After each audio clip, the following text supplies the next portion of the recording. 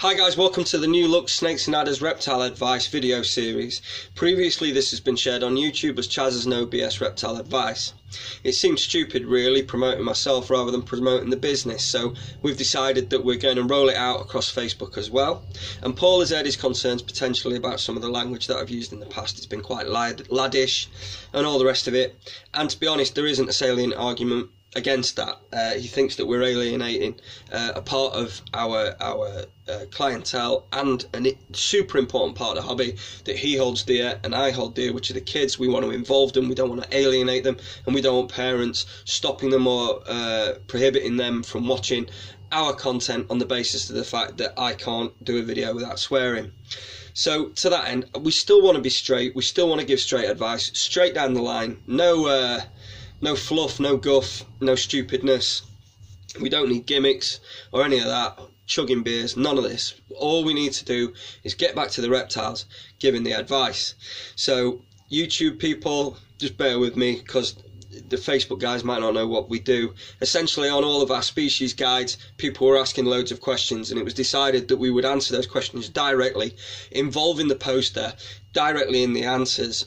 And we've had some really interesting subjects come up, and over the past, I think we've got 45 episodes done of Chaz's No BS Reptile Advice. This is now going to become Snakes and Adders Reptile Advice. Everything pre-episode 45, maybe PG-13, and you may just need to watch yourself. After this, we're going to try and clean up our act, although I do reserve the rights that if it's a politically motivated issue that I've got, I will potentially lose my rag, as I normally do. To that end, though, any questions that are posted on a political tip, we're probably going to leave alone. We've got no interest. Everyone knows how we stand on stuff. We've made no bones about it. And if you look back through our videos, they make no secret of the fact that we don't like the heads of this hobby. It's pointless beating that drum anymore. The yes men have won. We'll just crack on doing reptiles. Today's question comes from Michael Thomas. It was in response to episode 22 of the Reptile Advice. You did what to your cousin? Yeah, so I might need to think about the way that I name these episodes as well. Given that the super dwarf insular reticulate pythons are not really morphs in the sense that a single gene animal like an albino retic is, but rather a combination of metabolic and polygenic adaptations to environments that greatly restrict their diets, etc., do you foresee these animals will over the generations lose these characteristics, mainly size, when they are kept in a nutritionally replete state, even if they're correctly bred?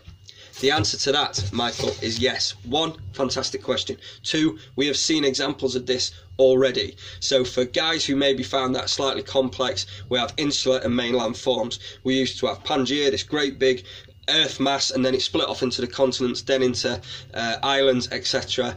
And if a species got segregated onto an island, potentially there was far less prey for them to feed upon, and their mainland counterparts continued to grow to their normal size, but over subsequent generations the insular forms would shrink to an appropriate size that was in balance with the amount of prey that they could get hold of. Reverse that by bringing them into captivity, where as pet keepers we love our animals and we want to feed them as much as we can. What we end up invariably with is big chunky females who have big chunky babies, and that's the same for nearly everything. So certain things such as the dwarf reticulate pythons, realistically the Calatoa, KURD and Madu only really came into the country 12-14 years ago, for the UK anyway. So, you know, maybe we need to just go slightly further back. So my first port of call is the Chaos Los Cochinos boa, also known as the Hog Island boa, which back in when I was 12, I was asking about getting a Hog Island boa. This was a dwarf form, and whilst I was making my inquiries, I was speaking to breeders, and breeders would tell me there's no way that this boa should reach anything over 5.5 feet in length. It was a dwarf boa, and any of the bigger boas that you found that had Hog Island at the time were crosses and hybrids with the common boa, boa constrictor imperata. Now, fast forward 25 years, even animals sold as pure Hog Islands are approaching 7 feet in length. Is this just down to, well, if not more, is this just down to hybridization, or is this down to the fact that over the ensuing 25-27 years and 9 generations of snakes that we've had 9 rotund, heavy built females that we've been keeping as pets and fed very well, too well possibly, and therefore we've had big babies. Those big babies have grown into big adults. So is it possible for an animal that is distinct from its mainland counterparts to regrow and readapt to an environment where it is nutritionally replete. Replete means overfed. So yes is the simple answer. Another example, 12-14 years ago, when Peter Falsham was bringing in the original dwarf Burmese, these were quoted as being 5.5 feet long, and nobody knew where they were from, and it was just amazing that we could get dwarfs at this size. Absolutely amazing stuff.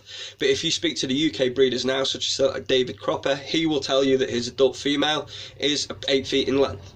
So what we can do is surmise that over 4 generations, potentially, since the originals came in to where we are now, from 5.5 to 8 feet, if we fast forward another 6 or 7 generations, the same way with the Hog Island, are we going to be up to 9, 10, 11 feet?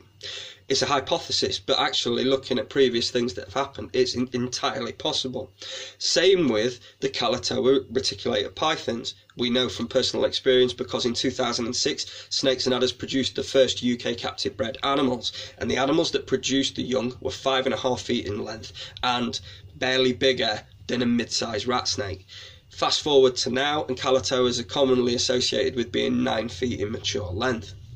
So we've already added potentially 3.5, 4 feet to their mass in 3 generations. We fast forward another 7 generations, are we going to be looking at 12 and 13 feet? Potentially. It's an interesting question, and it then comes back to, do we overfeed things that we know for a fact are insular forms? Are we not respectful of where they originate from, and we keep them and feed them commensurate to where their origin is? It's a very, very interesting question. Are we that bothered if they grow, if they get slightly bigger, or should we keep them and reflect them in the way that they are in the wild? Because over time, the hog islands that are in captivity now are non-representative of the wild populations.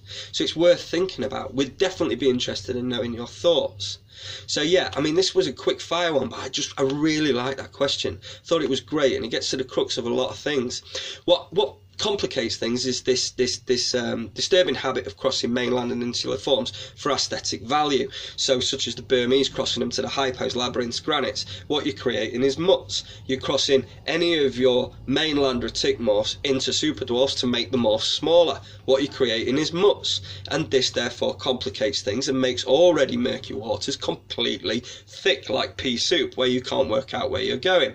When I was talking to people about crossing the mainland and dwarf Burmese, there was a variance of 100% between eggs. So some eggs would weigh 50 grams, others would weigh 100 grams, and that's in a single litter. So we have to remember that the influence of the mainland blood is a sliding scale and not a fixed 50%. And some animals within that litter will be far, far bigger than others. How do you know what they are? When you buy an animal such as a super dwarf reticmorph, and you could say to somebody, well, what kind of super dwarf is it? Oh, I don't know. Well, what is it? Calotoa? K-U-R-D? Is it a Madu? I don't know, mate. I just bought it as a super dwarf. And this is where the problem goes. The information disappears. We don't know the progeny of the animal. And you could be getting told anything. Oh, it's just one of them things. Oh, that's why it's 12 foot. And this is the problem that we face. And it's that flow of information that helps us work out whether we're being lied to or led down the garden path.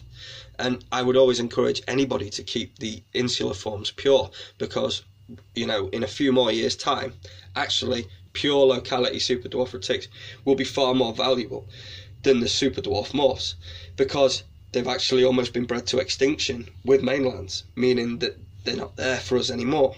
Sooner or later, Indonesia and other places will close their doors, and they will say, enough's enough, you've had enough, you can't get any more. And at which point, we're knackered. They could disappear from the hobby if we're not careful. So we definitely need to sort of ring fence populations of the dwarfs to make sure that they're there for future generations of keepers. So we would love to have more questions come through, including the Facebook users. Steer clear of politics. I won't be doing it. We want questions that may be interesting, or theories or whatever, and we will run with it and see where we go. So ask your questions. We won't answer in order. We'll answer them as we feel that they are interesting. We're still going to be sharing on YouTube, so don't panic, YouTube users. You were there first. I always thank you for the help that you've given me and Paul in raising the profile of the shop. You've been fabulous. But, you know, Facebook, Their algorithms support a lot of videos, so we can really go to town trying to spread the word of the shop, responsible advice, less laddish behaviour, and just trying to be good keepers. We'll see you all soon with another episode. Get those questions in, and let's see where we go with it. Peace, guys.